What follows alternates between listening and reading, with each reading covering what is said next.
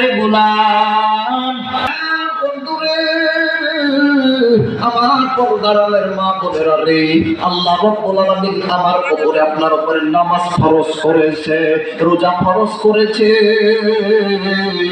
তেমনই ফরজ কিন্তু আমার ভাইরা আপনার আমার উপরে কায়েম করা দিন ইসলাম, ইসলাম কায়েম করা কিন্তু আপনার আমার উপরে ফরজ। বন্ধুরে,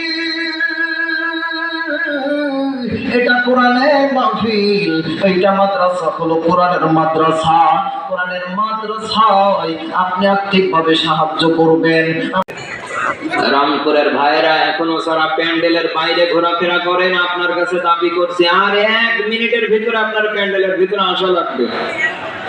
যদি না আসেন আপনি বুঝে নেব যে আপনি আসলে নামে মুসলমান হতে পারেন, আপনার কামে ভেতরে কিছু নেই।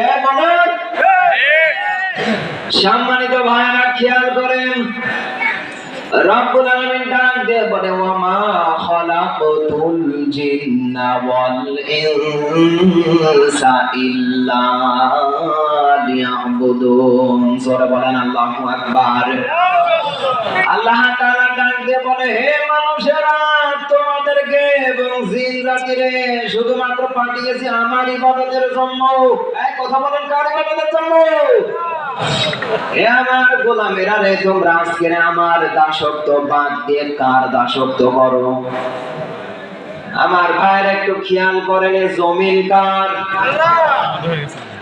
কথা বলছে? এই মাইকের আওয়াজ কি কানে ক্লিয়ার যায়?